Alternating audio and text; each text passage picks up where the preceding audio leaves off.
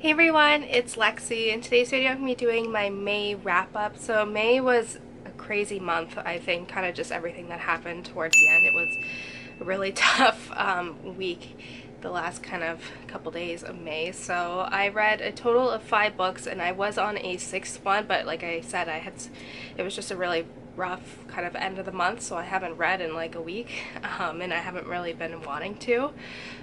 So yeah, like I'll just kind of talk about these books here, but I did end up putting up a May vlog on my vlog channel, which is just a compilation of everything. So if you want to go and check that out, let me know. I apologize for my voice. I am kind of having a bit of a cold right now.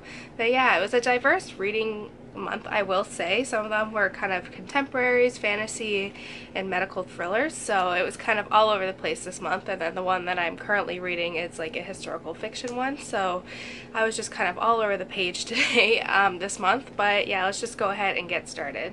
So the first book that I ended up reading this month was the Tales and Teacups book club pick for May and June, which was True Colors by Kristin.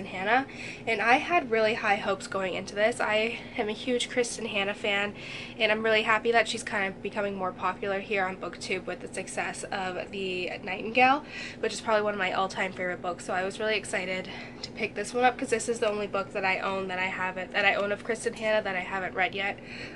So I had really high expectations going into it, but basically the premise is that it follows 3 sisters who are very different, and their mother died when they were all really young, and so that kind of put a strain on their relationship because their father was very distant and he kind of favored the youngest one. And so flash forward to they're all in like their 30s and have families and all of that, and all this drama takes place. So I think it's best to, and like a murder happens and like all this stuff, so I think it's best, if you're interested to go into this, to try to go into it not really knowing too much about the plot because it's just crazy. But this was actually the only Kristin book that I just did not like at all. I was really disappointed by this. I will have kind of my book club discussion video up in June, kind of towards the end of June, so keep your eyes peeled for that, where we kind of go into a bit more detail. But I just didn't like any of the characters in here, and especially it was Vivienne, who is like the youngest one, and she knows that she can manipulate people to get what she wants, and she does that, and it's really frustrating to watch. And she was just really irritating, and she was like very childlike even though she was an adult, and it was like I never really cared for her. And then her husband in here, it's like if I had met him just the way he was and the way he presented himself, I would have totally thought the same things that the sisters did. And I don't know, like it was just really irritating. And for especially with Wyona, who's the oldest, she's always referred to kind of always projected, her weight is always a topic of discussion, and how the author kind of describes her, and I didn't really appreciate that. I thought, I don't know, it was taking away from the character. And yeah, I just didn't. And Aurora, who's like the middle sister, she's just kind of there as the peacekeeper. We don't really get to see or learn more about her. But yeah, I just wasn't a big fan of this one, which I was really disappointed about. But I won't go too much further into this because I will have my discussion video later this month, so you can keep your eyes peeled for that. So next I ended up reading A Quart of Frost and Starlight by Sarah J Maas, and this was the book that I read during my May reading vlog, so you can go, I'll link that up in the card so you can go and check that out if you're interested.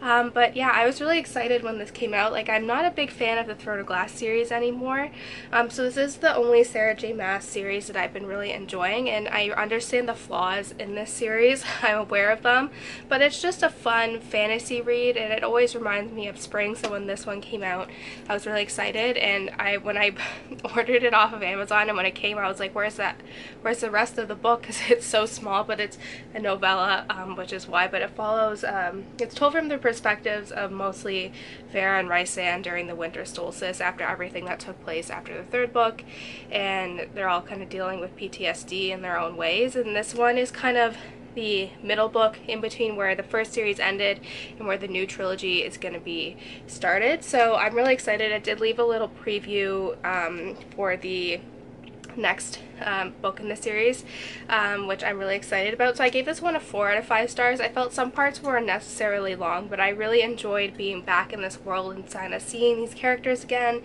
and it was just fun. It's a good distraction read, and I'm kind of really invested in this storyline, even though, like, as I said, some parts of it are very flawed and I'm aware of that, but it's just kind of like a guilty pleasure read, and I don't really have a lot of those. So like I said, I really like this, and I really love this cover on here as well.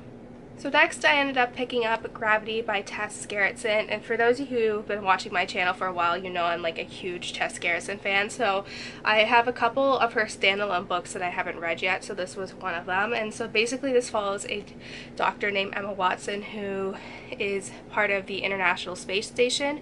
So when she goes up there for her mission, there ends up being this viral outbreak that no one knows how to treat. People are dying left and right for this mysterious kind of like almost like a parasite, almost like people don't know what it is. And so while this is going on, back on Earth, her estranged husband Jack is kind of watching this while it's unrolling, and no one knows what to do. People are like, no, we just have to leave him up there. What happens if this comes to Earth? And I was not a big fan of The Martian. I will say, like, I never really I didn't like the narrator. I thought it was arrogant. So that was like one. So I was kind of a little hesitant about this one, being that it is kind of a space story. But I really enjoyed this so much more than The Martian. I think even if you were a fan of The Martian, you really like this. This combines two things that I'm deathly afraid of, like space travel and viral outbreaks. So this one honestly had a visceral reaction from me where my heart was beating out of my chest. Like, it was giving me so much anxiety. I had to put the book down because I was getting so upset. Like, I was honestly sweating. That's how much of a impact this book had on me. I gave it a 5 out of 5 stars. It was really good. It did have a little bit of a cliche ending, but I was totally on board with this book. I loved it. It was really good. It was very well paced, and Tess Gerritsen, there's a lot of kind of biology that's talked about in here, and she was a physician, so she does a really good job of explaining kind of the biology that's kind of going on in here and just kind of the basics of that. And she did a better job of doing that, like of explaining this material, than the teachers that I had at school. So she does a good job of explaining it in Les Mis terms, so if you're worried about that. But yeah, I really like this. So if you're looking for a unique medical thriller with kind of a space aspect in here, I highly recommend you check this book out. It was so good. So after Gravity, I ended up also picking another Tess Gerritsen book, which was Life Support. And so this one follows a doctor named Toby, who is an ER doctor. And when she's there, this man kind of is brought to the ER, and he's kind of experiencing weird symptoms. They don't know if it's a sign of dementia or what, but he ends up disappearing from the hospital altogether. And so a couple weeks later, a man also is brought to the hospital with similar symptoms, and she's maybe thinking that there's something going on here. Like, this is not presented, like, these are not like kind of the signs of dementia. There's something more going on here. It might be kind of a brain infection, we don't know what. It could be like this little outbreak that's going on. So this one, again, it combines things that like freak me out with like weird diseases that can be passed down like in weird ways. But yeah, this one was just really intense. Again, like I said, Tess Gerritsen was a physician, so like the medical terminology is spot on because I'm in the medical field. I'm like, oh, I know what that means. But then again, this one is really intense. I didn't enjoy, like, this one is not as good as like The Bone Garden or Harvest, which are one of her more popular medical thrillers. This one is still really good though. I gave it a 4 out of 5 stars. So if you're looking for kind of a good like medical thriller author to read, I highly recommend you check out Tess Gerritsen. Both Gravity and this one were really good. So like, I'm not saying this one was bad, but it wasn't as good as Gravity, but it was still very good, and it was intense. And anything with viruses or like those weird diseases that no one knows how to treat like really freak me out.